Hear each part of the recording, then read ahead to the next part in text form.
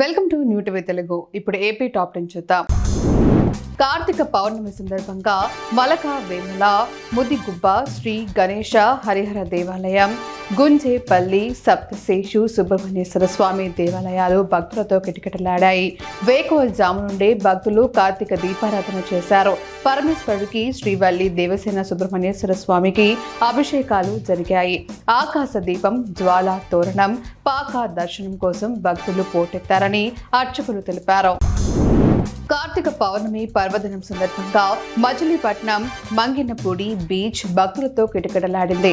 వేలాది మంది భక్తులు పవిత్ర పుణ్య స్నానాలు ఆచరించడానికి సముద్రంలో కార్తీక దీపాలు వదలడానికి తరలివచ్చారు. సుమారు 1,00,000 మంది భక్తులు వచ్చే అవకాశం ఉందని అంచనా వేయడంతో అధికారులు అందుకు తగ్గట్లు విస్తృత ఏర్పాట్లు చేశారు. కంట్రోల్ రూమ్ ద్వారా ఈ ఏర్పాట్లను నిరంతరం పర్యవేక్షిస్తున్నారు.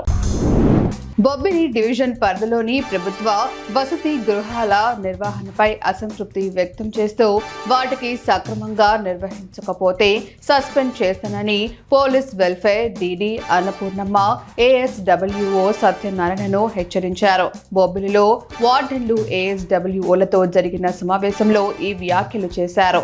పనితీరులో మార్పు రాకపోతే కఠిన చర్యలు తీసుకుంటామని, పని చేయకపోతే సెలవు పెట్టాలని ఆమె సూచించారు. కార్తీక మాసంలో వచ్చే పవిత్రమైన పౌర్ణమి వేడుకలను ప్రజలు భక్తి శ్రద్ధలతో నిర్వహించుకున్నారు. తెల్లవారుజాము నుండే భక్తులు శివాలయాన్ని సందర్శించి కార్తీక పౌర్ణమి దీపాలు వెలిగించి స్వామివారిని వేడుకున్నారు. మడుగుల శ్రీకృష్ణ గోపాల స్వామి ఆలయం, ఉబ్బలింగేశ్వర స్వామి ఆలయం, భీమలింగేశ్వర స్వామి ఆలయం, స్వర్గలింగేశ్వర స్వామి ఆలయాల్లో పౌర్ణమి వేడుకలు ఘనంగా జరిగాయి. మండలంలోని వీధి దేవాలయాల్లో కూడా కులవనం వేడుకలు నిర్వహించారు.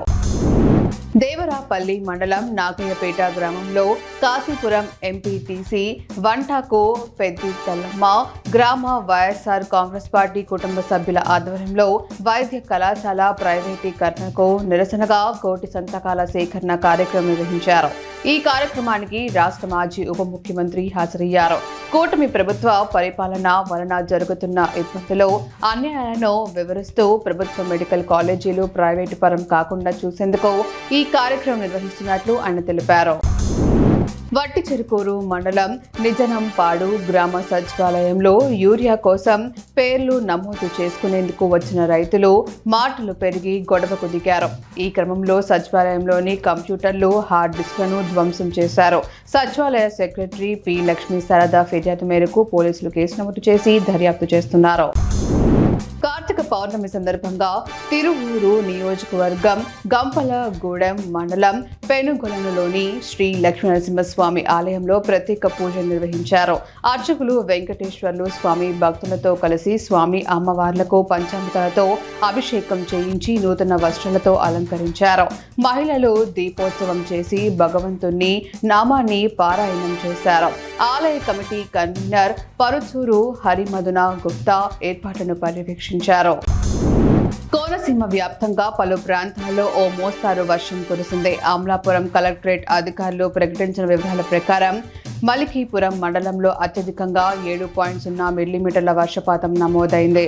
ఆలమూరు మండలంలో అత్యల్పంగా 1 మిల్లీమీటర్ల వర్షం కురిసింది. జిల్లా మొత్తం మీద సగటున 0.7 మిల్లీమీటర్ల వర్షపాతం నమోదైనట్లు అధికారులు తెలిపారు.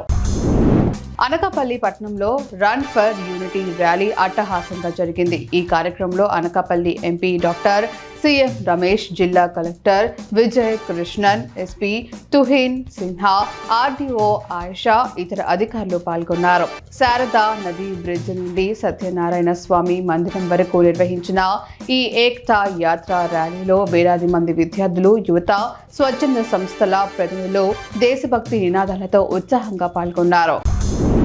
గార మండలం శ్రీ కూర్మనాథుని ఆలయ దోలోత్సవాలకు ఇబ్బందులు ఎదురవుతున్నాయి. ప్రతి ఏడాది కార్తీక మాసంలో నిర్వహించే ఈ ఉత్సవానికి ఏర్పాటు చేసిన సన్నిధానానికి వెళ్లే రహదారి బురదమయం కావడంతో అర్చకులు ఆవేదన వ్యక్తం చేస్తున్నారు. శ్రీకూర్మం నుండి దువ్వుపేట వద్ద ఉన్న సన్నిధానానికి స్వామివారిని పల్లకిలో ఊరేగించి పూజలు చేయటం సాంప్రదాయం.